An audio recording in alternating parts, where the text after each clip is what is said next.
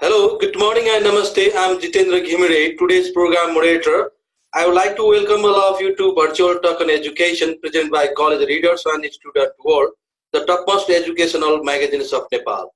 In this Virtual Talk on Education program, we especially invite intellectuals of education sector to share their ideas, views, educational insights, problems, solutions so that the concerned listeners will get benefited. In this episode, we are talking about impact on education due to COVID-19 pandemic, effectiveness and challenge of virtual class conducting in Nepal, some rewarding methods for making virtual class effective, curriculum of grade 11, grade 12 and university examinations, pre-registration for grade 11 and overall scenario of present education in Nepal. Today, we have such a great educationist, Dr. Rajendra Kesi, to our talk program. Who is the president of Private College Association Nepal and founder principal of Southwestern State College Kathmandu, the special guest of today's program. Please let me welcome him. स्वागत छ हजुरलाई sir यस कार्यक्रममा. Yes, thank you so much.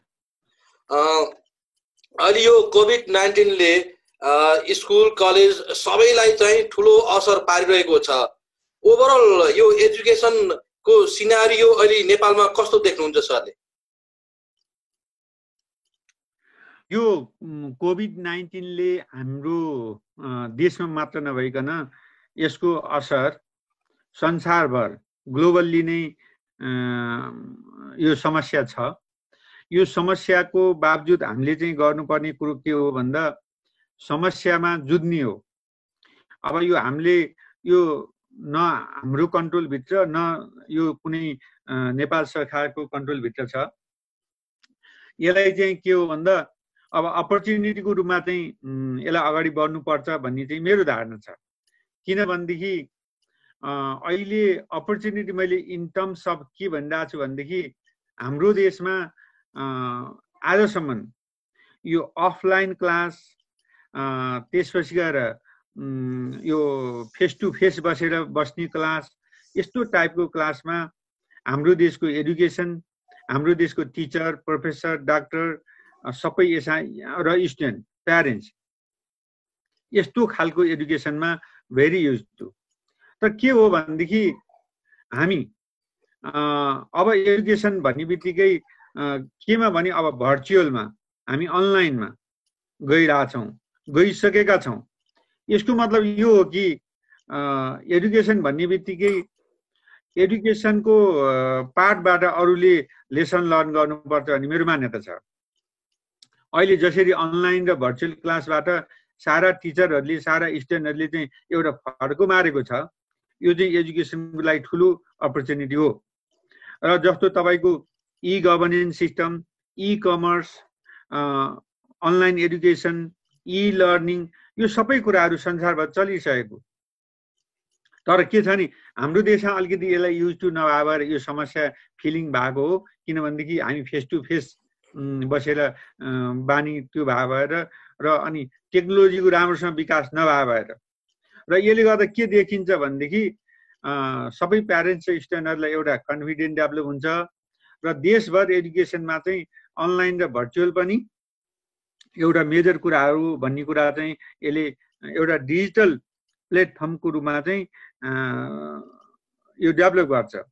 यसको retention के हो भन्दा यो lace टाइममा धेरै खालको एजुकेसन र समयलाई बचत गर्न सक्ने र एजुकेसनलाई चाहिँ अगाडि बढाउन सक्ने र भोलि गएर अफलाइन हुँदाखेरि पनि यो कोभिड-19 पछि एउटा समय आउँछ जति बेला यो देशमा फेरि अफलाइनको क्लास आउँछ, त्यति बेला यो अनलाइन र अफलाइन मिक्सअप हुन्छ र अनि जुनमा बढी इन्जोय गर्छन् हाम्रा टिचरले, हाम्रा स्टुडेन्टहरूले त्यो कुरो चाहिँ बढी उनीहरूले युज गर्छन्.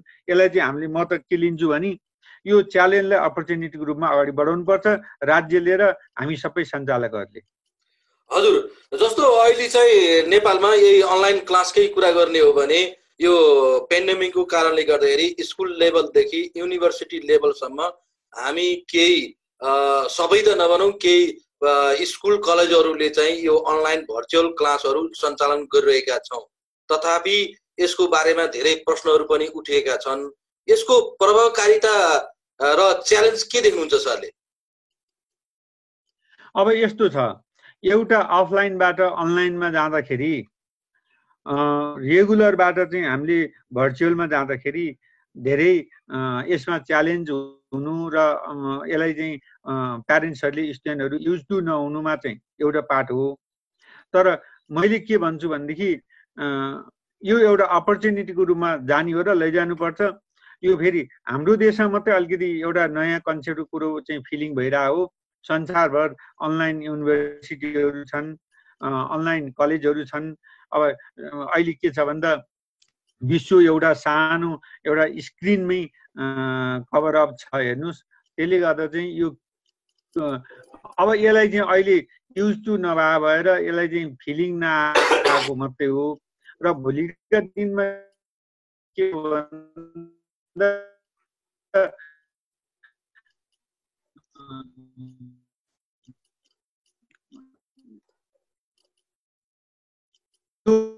एकदमै नै हुन्छ र फेस टु फेस चाहिन्छ। Face to face meeting, face to face reading writing class. त्यसले गर्दा चाहिँ भोलिका दिनमा युज टु भएपछि यो समस्या पर्छ। र अब यो अपर्च्युनिटी रूपमा चाहिँ के छ नि, धेरैले अब अनलाइन र अफलाइन दुईटै अब जान्ने हुन्छन्, जसको बापत चाहिँ सबै मान्छेहरू चाहिँ यो एडुकेसनमा भेरी युज टु भएर जान्छन्। हेर्नुहोस्, यो च्यालेन्ज सुरुमा छ, तर यो च्यालेन्जलाई चिर्न चाहिँ के हो भन्दा नेपाल सरकार अनि हाम्रो चाहिँ प्यारेन्ट्सहरू, स्टुडेन्टहरू, सबै चाहिँ टिचरहरू अब हामी यसैमा अगाडि बढ्यौँ भनेदेखि यो कुनै ठुलो च्यालेन्ज छैन। यसलाई त च्यालेन्जै मान्नु हुँदैन। आजभन्दा 50, 60, 100 वर्षदेखि चाहिँ विश्वको अमेरिका हेर्नु पर्यो, युरोप हेर्नुभयो भने, अरू देशहरू हेर्नुभयो भने अनलाइनमा उनीहरू गइसकेका छन्। यो कुनै नौलो कुरो छैन। हजुर, हामीले यी चलाइरहेका चाहिँ यो अनलाइन क्लास अथवा भर्चुअल क्लासलाई अझ बढी रूपमा प्रभावकारिता इफेक्टिभनेस बनाउनको लागि चाहिँ हामीहरूले सुधार्नु पर्ने चिजहरू के देख्नुहुन्छ सरले? अब यसमा के छ नि, सिधै सुधार्नको लागि के हुनु पर्यो भनेदेखि पहिलो कुरो नेपाल सरकारले देशको सबै ठाउँहरूमा, जति रिमोट ठाउँहरूमा पनि यो इन्टरनेटको एक्सेस राम्रोसँग पुर्याइदिने गर्नु पर्यो। र देशभरको सम्पूर्ण टिचर, यो प्राइभेट सेक्टर होस्, गभर्मेन्ट सेक्टर, जुनसुकै सेक्टरका टिचरहरूलाई पनि अब अनलाइन क्लासहरू दिनु भन्नु पर्दाखेरि पहिला हाम्रा टिचरहरू नै नलेजको कम्युनिकेसन इन्फर्मेसन सिस्टममा अलिकति कमजोर हुनुहुन्छ। त्यो कारण चाहिँ छिटोभन्दा छिटो उहाँहरूलाई अब एउटा क्लास, एउटा समयको एउटा ट्रेनिङ चाहिन्छ। देशभर त्यो ट्रेनिङ दियौँ भनेदेखि र अनि उहाँहरूले फेरि स्टुडेन्टहरूलाई चाहिँ त्यो खालको दिन सक्नुहुन्छ। र अर्को कुरो चाहिँ के हो भन्दा हामी विशेष गरेर त्यो एक्सेसमा, इन्टरनेट एक्सेसमा चाहिँ देशभर पुर्याउने वातावरण तयार गर्नु पर्यो।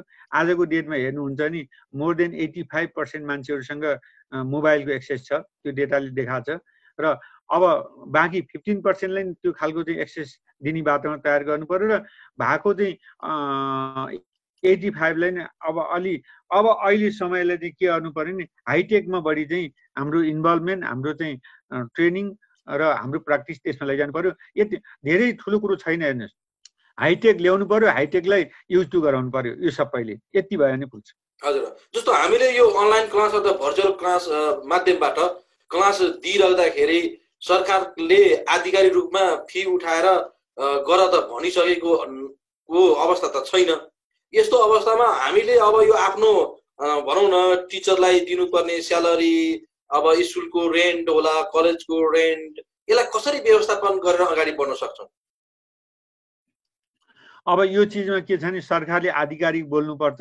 किनभने अफलाइन र अनलाइन एउटै हो एडुकेसनको, लिगल्ली, फिजिकल्ली सबै कुराहरूमा चाहिँ सरकार आफै अलि इनोभेटिभ हुनु पर्यो। सरकार आफै अलि टेक्नोलोजी फेमिलियर हुनु पर्यो र सरकारले यो कुरो बुझ्नु पर्यो। र सरकारले चाहिँ अब जनता सामु भन्न पर्यो कि अब हाम्रो कोभिड-19 को एउटा कज त हो, तर हामी यो अनलाइन र अफलाइनलाई देशमा पुरै रमाइलो वातावरण गरेर लैजानु पर्यो र लिगल्ली लैजानु पर्यो भनेर सरकार आफैले बोल्नु पर्यो। एउटा दोस्रो कुरो, अब फीको कुरो के हो भन्दा स्कुल कलेज र युनिभर्सिटीले पनि राम्रो टेक्नोलोजी लगाएर राम्रो ट्रेनिङ दिएर करिकुलममा सबै अफलाइनमा गरेको चिज भन्दा पनि धेरै बढी राम्रोसँग युज गर्ने तरिकाले चाहिँ डेलिभरी दिनु पर्यो स्टुडेन्टलाई र सम्पूर्ण प्यारेन्ट्सहरूले पनि यो गर्नु पर्यो कि अब हाम्रो विद्यार्थीहरू हाम्रो छोराछोरीहरू चाहिँ घरमै बसेका छ तर उनीहरूले चाहिँ क्लास लिइरहेछन् एकदम राम्रो एजुकेसन पाइरहेछन् र हाम्रो बच्चाहरू चाहिँ डिप्रेसन हुँदैन र यस्तो हेल्थ सम्बन्धी समस्या हुँदैन उनीहरूले मोर इन्जोय गरिरहेछन् भन्ने फिल हुनु पर्यो र त्यो फिल स्कुल कलेज र युनिभर्सिटी गराउन सक्ने खालको वातावरणको चाहिँ शिक्षा हुनु पर्यो र अनि अब भाडाको कुरा के हो हुन्छ नि यो नेपाल सरकारले भन्ने कुराहरू हुन्छ हेर्नु यो चाहिँ एउटा सिस्टम के हो भन्दा नेपाल सरकारले अब भाडा त्यतिकै छुट गर भनेर पनि मिल्दैन छुट गर भन्दा भन्दै सरकारले चाहिँ के पनि गर्नुपर्ने हुन्छ भने त्यो भाडाहरूलाई दिने एउटा राहत के त त्यो पनि सोच्नुपर्छ र अलि बैंकको अब कति कलेज स्कुलको चाहिँ बैंकको लोन छ त्यो लोनलाई एउटा मिना गर्ने वातावरण तयार गर्नुपर्छ र यो मिना गर्ने वातावरण तयार गर्यो भने स्टुडेन्टहरूलाई फीमा पनि छुट गर्न सक्छ र फीमा पनि म त के भन्छु भनेदेखि स्कुल सञ्चालक र कलेज सञ्चालकहरूले पनि फीमा चाहिँ के हो भने जस्तो नलाग्ने यदि फी लिनु हुँदैन लाग्ने यदि फी लिनुपर्छ नलाग्ने फी भन्ने के हो भने जस्तो ट्रान्सपोर्टेसनलाई यो स्कुल कलेजहरूले अहिले लिनु भएन र त्यसै ल्याबका कुराहरू छन् त्यो लिनु भएन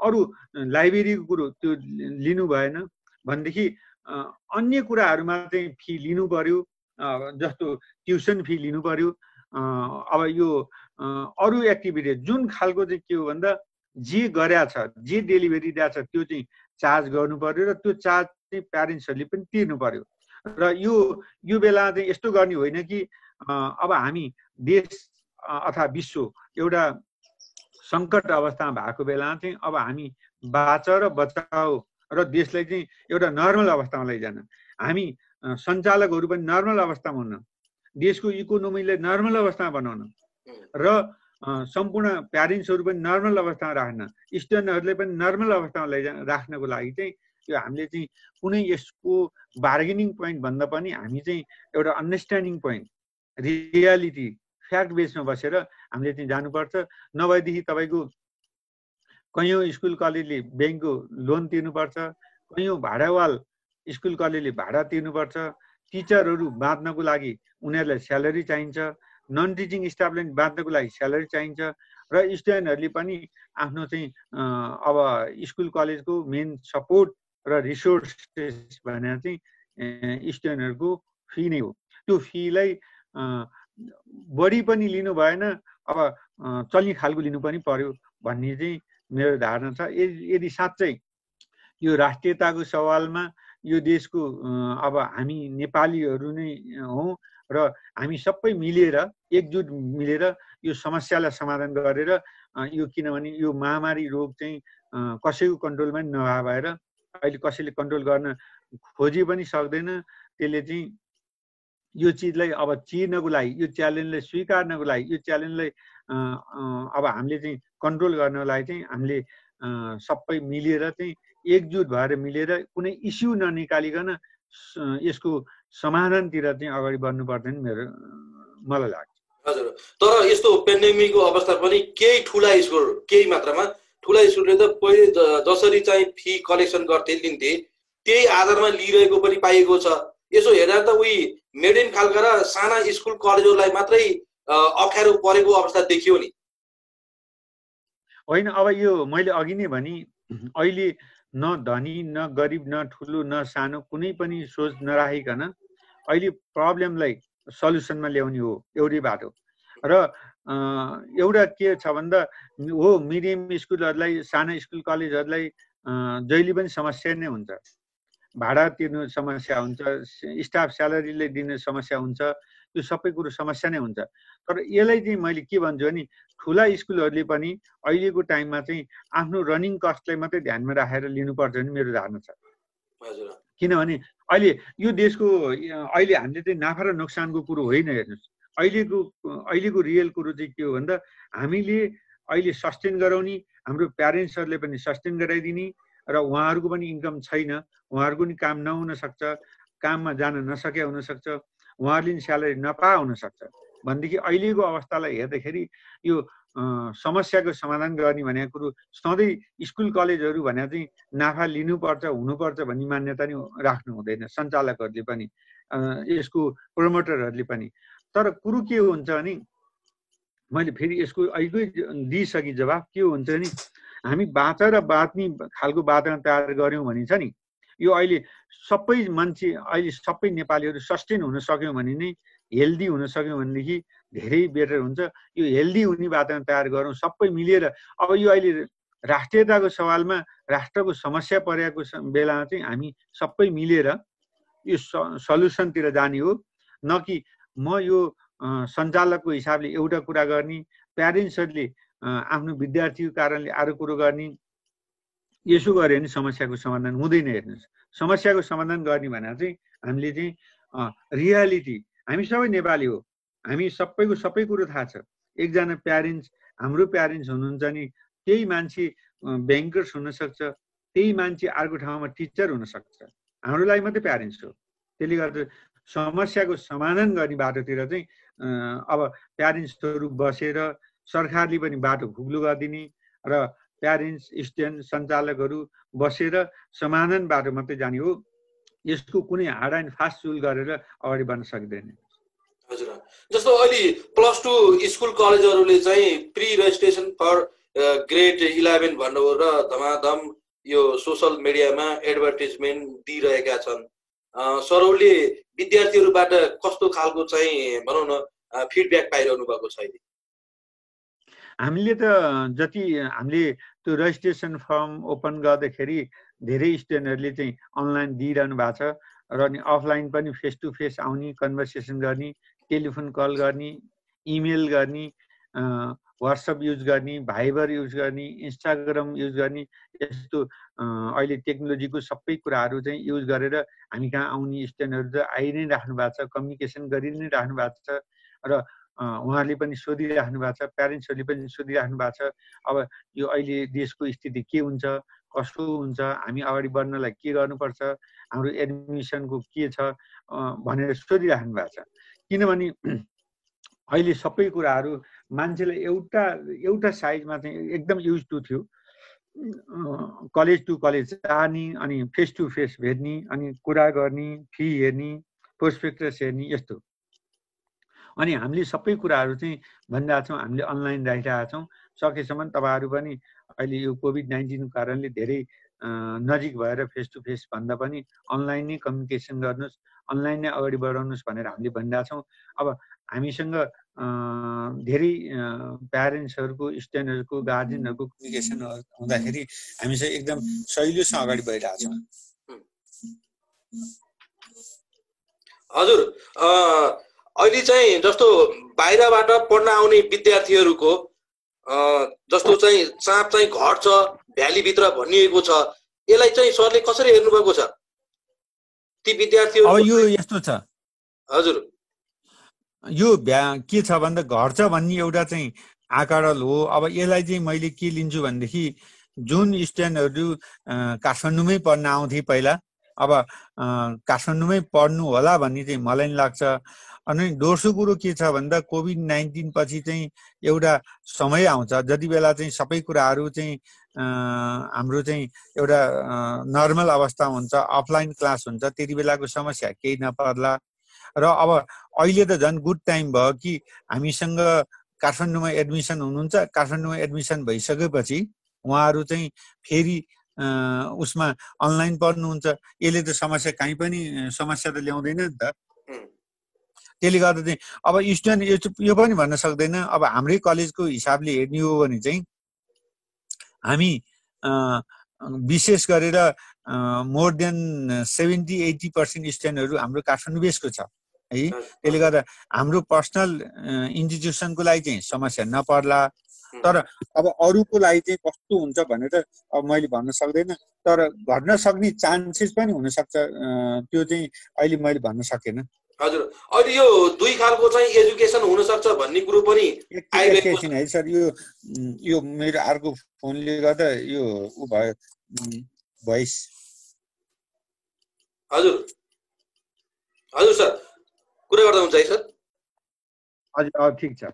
ठिक छ है सर। अनि जस्तो अहिले चाहिँ यो पेन्डेमिकको कारणले गर्दा बाहिरबाट आउने विद्यार्थी र भ्यालीभित्र भएका विद्यार्थीहरू बीचमा अब दुई खालको एजुकेसन हुन सक्छ भन्ने कुरा आइरहेको छ।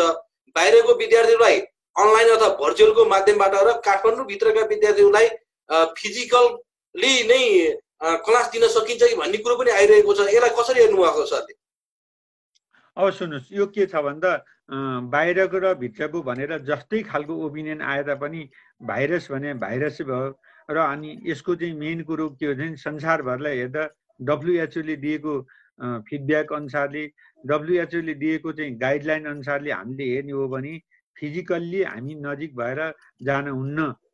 अब लकडाउनको विशेष उद्देश्य यो र अनि यसको मेडिकेसन पनि आजसम्म नभए भएर यसको चाहिँ तपाईको भ्याक्सिन पनि नभएको कारणले, आजसम्म नभएको कारणले हामीले जसले पनि हामीले ओपिनियन दिने एउटा चिज हो।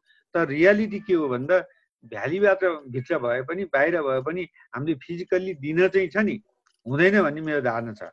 जब हाम्रो चाहिँ एउटा क्लियर कट भ्याक्सिन नआउन्जेलसम्म चाहिँ हामीले अनलाइन चलाउनु पर्छ, अनलाइनलाई नै युज गर्नुपर्छ जहाँ सुकैको भयो नि। अब जस्तै सुविधा सम्पन्न स्कुल कलेजमा पनि डिस्टेन्सलाई हामीले मेन्टेन गर्न गाह्रो छ।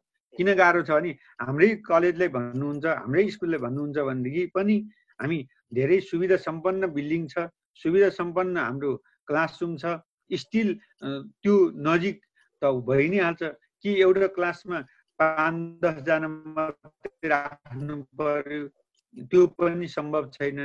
किनभने सबैले स्ट्यान्डर्ड 40 स्टुडेन्टको चाहिँ यो सम्भव छैन। हामीले के हो भन्दा भित्रबाट होस् बाहिरबाट होस् यो रोगको कुरो भएर हामी चाहिँ यो अहिले भर्चुअल अनलाइन नै जानुपर्छ। जब फिक्स भइसकेपछि मात्रै अनि अफलाइन जान सक्छौँ। हजुर, जस्तो हामीहरूको जस्तो एसीको इक्जाम चाहिँ भनौँ न नहुने भयो र सबै विद्यार्थीहरू आन्तरिक मूल्याङ्कनबाट पास हुने हुँदा सबै विद्यार्थी पास हुने भए, त्यस्तै किसिमले कक्षा 11 को पनि चाहिँ स्वयं स्कुलले इक्जाम लिएर गर्ने भनिएपछि ती विद्यार्थीहरूलाई पनि एउटा प्रेसर त आइरहेको छ होला, अभिभावकबाट विद्यार्थीबाट सबै विद्यार्थी पास हुन्छन् होला। यसलाई कसरी हेर्नु भएको छ? अब यो कुरा के हुन्छ भने हामी सबै कुरामा यो नयाँ मोडमा, नयाँ मोडलमा, नयाँ कन्सेप्टमा, नयाँ आइडियामा जस्तो भएको छ। हेर्नुहोस् है, एजुकेसन भनेको यस्तो चिज हो जहाँ चाहिँ एकदम हाइली फ्लेक्सिबिलिटी, अनि एजुकेसन भनेको कहिले अप डाउन भइराख्ने, दायाँ बायाँ सब कुरा चाहिँ गर्न सक्ने, कन्फिडेन्ट, अनि त्यस्तो टाइपको चाहिँ ह्युमन रिसोर्स उत्पादन गर्नु हो। अब म तपाईँलाई अलिकति यसमा जोड्छु। अहिले हामी एसीको चाहिँ स्कुलले दिने भन्यौँ, स्कुलको रिजल्टलाई मान्यौँ, अनि 11 र 12 को पनि कलेजले चाहिँ दिने भनेर मान्यौँ। यो कुनै नौलो कुरो होइन। किन होइन भनेदेखि अब तपाईँको जुन नेपाल सरकारले लिँदाखेरि चाहिँ त्यो ठिक हुने, त्यही स्कुल कलेजले लिँदा चाहिँ बेठिक हुने हो र? नेपाल सरकारले लगभग 3500-3600 स्कुलहरूको कलेजहरूको चाहिँ त्यो रिजल्ट दिँदा चाहिँ ठिक हुने र हरेक स्कुल कलेजले चाहिँ आफ्नो आफ्नो स्कुल कलेज गर्नु भनेर चाहिँ हरेक स्टुडेन्टको चाहिँ उसको कन्सेप्ट के छ, आइडिया के छ, उसको क्वालिटी के छ, उसको इन्टेलिजेन्स के छ, डेलिजेन्ट के छ भन्ने कुराहरू हरेक 1 to 1 स्टुडेन्टको कुरो थाहा हुन्छ। तर नेपाल सरकारले लिनुभन्दा पनि यो चिज त सबभन्दा डाइनामिक छ, मोर प्र्याक्टिकल छ। हेर्नुहोस्, तर हामी एउटा ट्रेडिसनमा चाहिँ हामी हुर्किया भएर यो मान्यता गरे भएर यो नौलो लागेको। हेर्नुहोस् है, स्कुल कलेजले लिन त यो भोलि गएर तपाईँको सिस्टमै चेन्ज गरे, नेपाल सरकार सिस्टमै चेन्ज गरे पनि बहुत राम्रो हुन्छ। किनभनेदेखि स्कुल कलेजले नै राइट दियो भने के समस्या हुन्छ? कुनै स्कुलको टिचरले, कुनै स्कुलको प्रिन्सिपलले चाहिँ कुनै स्टुडेन्टलाई कम गर्ने, धेरै गर्ने त हुँदैन। त्यो त एउटा डिसिप्लिनको रहन्छ। अर्को कुरो के छ भन्दा यसले सबभन्दा राम्रो चिज के ल्याउँछ भनेदेखि हरेक स्टुडेन्टहरू टिचरप्रति एकदम रेस्पोन्सिबिलिटी हुन्छ, एकाउन्टेबिलिटी हुन्छ र अनि उनीहरूको सिभिक सेन्स, ह्युमर, टिचरप्रतिको उत्तरदायित्व र टिचरप्रति गर्ने रेस्पेक्ट यो झन् बढ्दै जान्छ र जसले गर्दा चाहिँ मान्छेको सिभिक सेन्स चाहिँ सबभन्दा राम्रो हुन्छ स्टुडेन्टहरूको पनि। हेर्नुहोस् है, यसले पोजिटिभ यो पनि दिन्छ।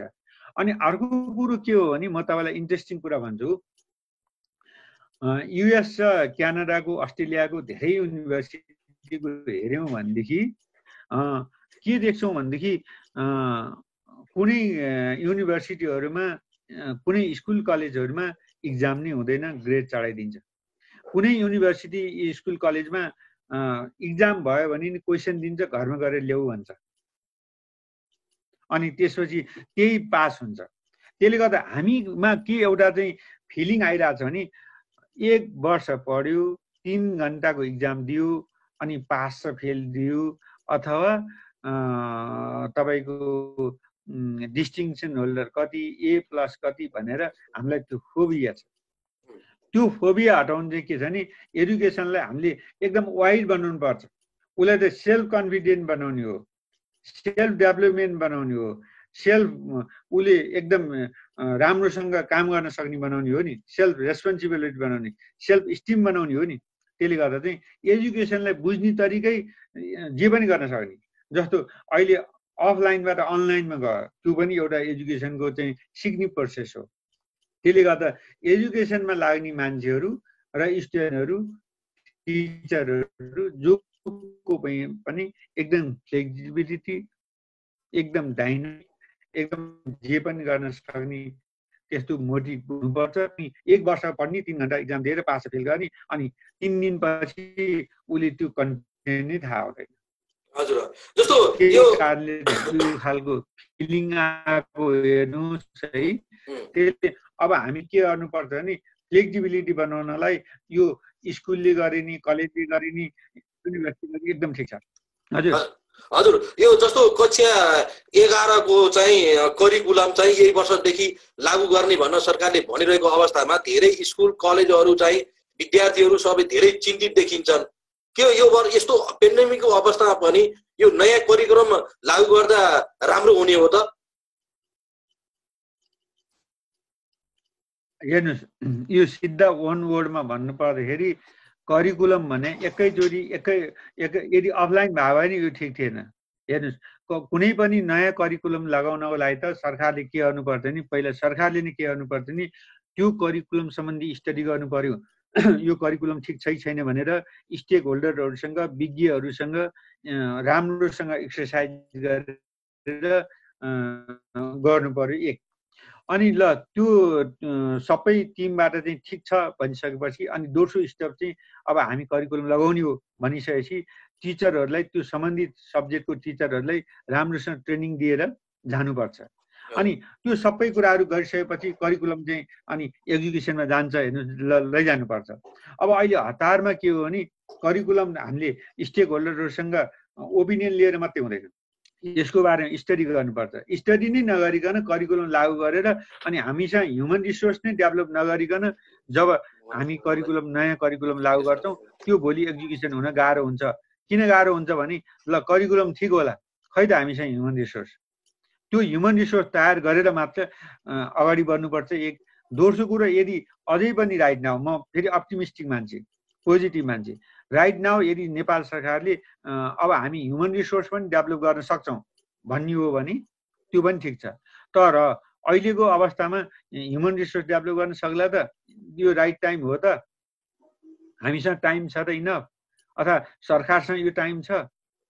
यो चाहिँ मेरो क्वेसन हो। यदि सरकारले यो सबै थोक गर्न सक्छ भने म त के भन्छु नि, 24 आवर्समै गर्न सक्यो भने नो प्रब्लम, तर यो गर्ने सम्भव छैन।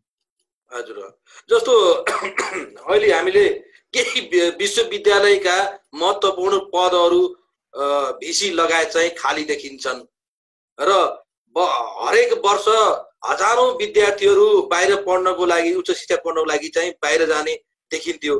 तर यो वर्ष यो पेन्डेमिकको कारणले गर्दा ती विद्यार्थीहरू रोकिने अवस्था छ। न त नेपाल सरकारले न त युनिभर्सिटीले यो विषयमा सोचेको देखिन्छ। सरको विचारमा यो युनिभर्सिटी र नेपाल सरकार ती विद्यार्थीहरूलाई एड्रेस गर्नको लागि कसरी अगाडि बढ्नु पर्ला जस्तो लाग्छ? यो यस्तो थियो हेर्नुहोस्, अहिले हामीले हेर्दाखेरि पास्टले हेऱ्यौँ भनेदेखि वर्षको 80 अर्ब भन्दा बेसी बजेट नेपालबाट बाहिर जान्छ यो एजुकेसनकै लागि भनेर। अनि लाखौँ स्टुडेन्टहरू बाहिर जान्छन् के को लागि भन्दा नयाँ करिकुलम, नयाँ कोर्स पढ्नको लागि, नयाँ चिज पढ्नको लागि भनेर बाहिर जान्छन्। र हाम्रै देशमा हेर्दाखेरि एउटा समस्या के छ भन्दा डक्टर बन्ने, इन्जिनियर बन्ने, पाइलट बन्ने, म्यानेजमेन्ट पढ्ने, ह्युमेनिटिज पढ्ने एकदमै लिमिट छ करिकुलमको। अनि यहाँका स्टुडेन्टहरूलाई अब अरू संसारको युनिभर्सिटीहरूमा कस्तो करिकुलम छ भनेर सबैलाई ज्ञान भइसक्यो। त्यो कुरो नेपालका युनिभर्सिटीहरूले पहिलादेखि सुरुदेखि नै गर्नुपर्थ्यो, त्यो गर्न सकेन। र युनिभर्सिटी के मात्रै गर्यो नि यो सर्टेन विषयहरू पनि डक्टर, इन्जिनियर, तपाईँको नेपाली पनि, इङ्ग्लिस पनि, यस्तो यो भाषा पढेर, यो विषय पढेर अबको देशको विकास हुँदैन। म हरेक इन्टरभ्यूमा, हरेक टाइममा, फोरमहरूमा बोल्ने गर्थेँ, हामीले यो देशमा के छ नि हाम्रो रिसोर्स बेस र निड बेस अनुसारले करिकुलम डेभलप गर्नु पर्यो र न कि अरू देशको कपी पेस्ट गरेर करिकुलम लागू गर्नु भएन। हाम्रो देशमा हाइड्रो छ भने हाइड्रो सम्बन्धी करिकुलम चाहियो, हाम्रो देशमा हिमाल छ, हिमाल सम्बन्धी करिकुलम चाहियो, पहाड छ, पहाड सम्बन्धीको करिकुलम चाहियो, हामीसँग टुरिज्म सेक्टर एकदम प्रचुर अपर्च्युनिटी छ, त्यो सम्बन्धी करिकुलम चाहियो भन्दै गर्दै आएको। तर त्यो कुराहरू छैन। र अनि अब रह्यो के हुन्छ नि, अब यो गुड अपर्च्युनिटी हो, किनभनेदेखि अब स्टुडेन्ट आफै पनि जान चाहनुहुन्न र प्यारेन्ट्सले पनि पठाउन सक्नुहुन्न। यदि बेला सबै युनिभर्सिटी अब हेर्नुहोस् जम्मा 10वटा युनिभर्सिटी छ, 10वटा युनिभर्सिटीले चाहिँ राम्रोसँग तुरुन्तै नयाँ करिकुलम पनि ल्याउने र भाका प्रोग्रामहरूलाई पनि एक्सपान्ड गर्ने, विभिन्न नयाँ प्रोग्रामहरू पनि अरू कलेजहरूले एक्सपान्ड गरेर हाम्रो जान खोज्ने स्टुडेन्टहरूलाई यहीँ रोक्न सक्यौँ भने यो 80 अर्ब त होइन, लगभग 20-30 अर्ब चाहिँ यसमा सेभ हुन्थ्यो नेपाल सरकारले सोच्यो भने। तर त्यो सोच्या छैन, मलाई थाहा छैन। अब हामी के भइरहेछौँ भनेदेखि 10वटा युनिभर्सिटीहरू राम्रोसँग फङ्सनिङमा आएको छैन, 10वटा युनिभर्सिटी फङ्सनमा आएको छैन र यसले चाहिँ छ नि के दिइरहेछ भन्दा नयाँ करिकुलमको त कुरै होइन, फङ्सनमै आएको छैन। अब हामीमा युनिभर्सिटी धेरै भयो भनिरहेछौँ। अब म तपाईँलाई एउटा इक्जाम्पल दिन्छु। साउथ कोरिया हाम्रो देश जस्तै भूभाग छ, भूगोल छ, जनसङ्ख्या लगभग त्यति नै छ। त्यो देशमा एराउन्ड 400 युनिभर्सिटी छ, किनभनेदेखि उसले एडुकेसनको हब बनाएको छ। हाम्रो देश पनि एडुकेसनको हब बनाउन सक्थ्यो, तर सरकारले त्यो गर्न सकेन, गर्न सकेका छैन। यसको लागि एउटै कुरो के हो भन्दा अहिले चाहिँ हेर्नुहोस्, रोक्ने वातावरण तयार गर्ने भने चाहिँ नयाँ करिकुलममा अलिकति एक्सर्साइज गर्ने युनिभर्सिटीहरूले र नयाँ करिकुलमलाई अगाडि बढाउने। दोस्रो कुरो भाकै प्रोग्रामहरूलाई चाहिँ कलेजहरूलाई डिसिमिनेट गर्ने, पठाइदिने र त्यसबाट एउटा क्विक हुन्छ। र लङ टर्मलाई हेर्ने हो भने चाहिँ अब आजको आजै हामीले चाहिँ यो चेन्ज गर्न सक्दैनौँ, यो ड्रास्टिक चेन्ज हुन पनि सक्दैन। तर अब सरकारले के गर्नु पर्यो भने विश्वका युनिभर्सिटीहरूले चाहिँ नयाँ करिकुलमहरू, नयाँ कन्टेन्टमा कसरी गइरहेछ त्यो स्टडी गर्नु पर्यो। दोस्रो कुरो प्राइभेट युनिभर्सिटी हुनु पर्यो। यदि आज प्राइभेट युनिभर्सिटी हुन्थ्यो भने यो सबै कुरो हुन्थ्यो। र जसरी अहिले चाहिँ नेपालको प्राइभेट कलेजहरूले जसरी चाहिँ बाहिर जाने स्टुडेन्टहरूलाई थेगा छ, धेरै थेगा छ, कति पर्सेन्ट थेगा छ भनेर यसमा डाटा कहीँबाट निकालेको छैन, तर डाइरेक्टली इन्डाइरेक्टली थेगा छ र धेरै स्टुडेन्टहरू बाहिर जानबाट रोकिया छ। यो रोक्न चाहिँ के हुन्छ नि, अब हाम्रो देशमा प्राइभेट युनिभर्सिटी छ, जसरी प्राइभेट कलेज चाहिँ हेर्नुहोस् नेपाल सरकारले यो हायर सेकेन्डरी एचएसपी इस्टाब्लिस गर्यो लगभग 52 सालतिर। अनि यो देशमा हेर्नुहोस् 8-9 लाख मान्छेहरूले जागिर खान्छन्, 8-9 लाख स्टुडेन्टहरू पढ्छन् र 3500 भन्दा बेसी इन्स्टिट्युसनहरू खुले। र त्यसको असर यो के छ भने डाटाको निकालेन त, इन्डाइरेक्टली त 1.5 करोडले पनि यत्रो काम हुँदो रहेछ नि। अब नेपाल सरकारले साँच्चै प्राइभेट युनिभर्सिटी खोल्ने चाहिँ वातावरण तयार गर्यो भनेदेखि यो समस्या पछिल्लो यो रोकिन्छ। हेर्नुहोस् लङ टर्म चाहिँ यताबाट रोकिन्छ, तर सर्ट टर्म चाहिँ छिटोभन्दा छिटो युनिभर्सिटीहरू यो 10वटा युनिभर्सिटीले नयाँ नयाँ कोर्सहरू भइरहेको कोर्सहरूलाई पनि छिटो चाहिँ डिसिमिनेट गर्नुपर्छ। हजुर, जस्तो हाम्रो यो प्राइभेट कलेज एसोसिएसनको माग पनि एउटा प्राइभेट युनिभर्सिटी चाहिन्छ भन्ने हो।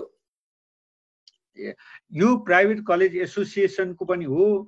अब हामी पहिला एसोसिएसन नभन्दा पनि हो, अहिले पनि हो, पछि पनि हो। अब यो कमन एजेन्डा हो, हेर्नुहोस् है। र यो हामीले माग्ने भन्दा पनि सरकारले यसमा चाहिँ फिल गर्नु पर्थ्यो, सरकार आफै चाहिँ यसमा अवेर हुनु पर्थ्यो। अवेर हुन सकेन, अवेर हुनु पर्यो, छिटोभन्दा छिटो अवेर हुनै पर्यो। हामीले माग्नु दिनु नदिनु यही कुरो हो। तर के छ भन्दा भोलिको दिनमा देशको डेभलप हुने भने चाहिँ हेर्नुहोस् है, युनिभर्सिटी हो। किनभनेदेखि संसारको अहिलेको इतिहास हेर्दाखेरि पनि कुनै पनि देशको डेभलप छ भने युनिभर्सिटी डेभलप भएर मात्रै हुन्छ। त्यो युनिभर्सिटी, अब म तपाईँलाई एउटा इक्जाम्पल दिन्छु। हाम्रो कुनै युनिभर्सिटी, प्राइभेट युनिभर्सिटी हुम्ला जुम्लामा राखे नि हुन्छ। जहाँ युनिभर्सिटी हुन्छ त्यो ठाउँ रोड हुन्छ, त्यो ठाउँ हस्पिटल हुन्छ, त्यो ठाउँ गेस्ट हाउस हुन्छ, त्यो ठाउँ एग्रिकल्चर हुन्छ, त्यो ठाउँमा राम्रा ह्युमन क्यापिटल त्यहाँ जन्मिन्छन्, त्यो ठाउँमा विभिन्न अपार्टमेन्टहरू हुन्छन्। त्यो आफै त्यो ठाउँ डेभलप हुने चाहिँ युनिभर्सिटी भएपछि मात्रै हुन्छ नि। हेर्नुहोस्, युनिभर्सिटी नभएसम्म त्यो ठाउँै डेभलप हुँदैन। अब अन्तमा विद्यार्थी र अभिभावकलाई के मेसेज दिन चाहनुहुन्छ सरले यो पेन्डेमिकको अवस्थामा? अब हेर्नुहोस्, यो अहिले मैले भनेकै जस्तो हो, हाम्रो चाहिँ अहिले हाम्रो देशमा मात्रै समस्या होइन, यो संसारको समस्या हो। यो सरकारले पनि यसलाई तुरुन्तै भ्याक्सिन निकाल्न सक्ने अवस्था छैन। र सरकारलाई पनि धेरै ठुलो दोष दिनुपर्ने जरुरत छैन। सरकारले नि एउटा सिस्टम फालिदिने मात्रै हो। र अब हामी सबै चाहिँ यो डिस्टेन्समा बस्ने र हामीले अहिले समस्याको समाधान गर्ने। एकछिन हामी सबै सरकार नै भएर अथवा हामी सबै अवेर एउटा राम्रो सचेत नागरिकको रूपमा डेभलप भएर हामीले के गर्नुपर्छ भन्दा हामी एक आपसमा सहयोग गर्ने, साटासाट गर्ने, कसैलाई समस्या छ भने सहयोग गर्ने। र अनि हामी अहिले यही हो भनेर कुनै हार्ड एन्ड फास्ट रुल एउटा सिस्टममा मात्रै चलेर हामी चल्न सक्दैनौँ। त्यसले गर्दा चाहिँ समस्याको समाधान गर्ने र यो समस्यालाई हामीले चाहिँ यो च्यालेन्जलाई हामीले यसलाई अपर्च्युनिटीको रूपमा डेभलप गर्ने र हाम्रा नानीहरू, हाम्रा बच्चाहरूलाई यो डिप्रेसनबाट रोक्ने। र यो अहिले चाहिँ हामीले यो अनलाइन र भर्चुअल क्लासबाट चाहिँ उनीहरूलाई त्यो पुरा हामीले अफलाइन भन्दा नि यसलाई चाहिँ बढी अपर्च्युनिटीको रूपमा डेभलप गरेर अगाडि बढाउँ। र हामी सबै मिलेर यो कोभिड-19लाई हामीले परास्त गर्न सक्यौँ भने, फेरि हाम्रो एउटा जिउन सक्यौँ भने, इन्जोय गर्न सक्यौँ भने पछिका दिन झन् राम्रो हुन्छ। र पछि एउटा चाहिँ हामी अनलाइन र अफलाइन तरिकाले काम गर्न सक्छौँ। यसलाई यो अपर्च्युनिटीको रूपमा त एकदम समझदारीको साथ, सजगको साथ र हामी अन्डरस्ट्यान्डिङको साथ अगाडि बढाउनु पर्छ। यही हो मेरो चाहिँ सबै हामी स्टुडेन्ट, प्यारेन्ट्स, हामी सबै नेपालीहरूले चाहिँ यो कुरो चाहिँ फिल गर्नुपर्छ भन्ने मेरो चाहिँ अवधारणा छ। Thank you very much for providing us your valuable time and sharing your ideas. Thank you, sir. Thank you so much for your time and your valuable question to me. It is good opportunity to say to every people of Nepal, and especially students, parents, guardians. Thank you so much for your time and your questions. Dear audience, time to wrap up this talk. Keep watching us. This is the Right Forum, Virtual Talk on Education, presented by College Readers and Student World. Have a good day.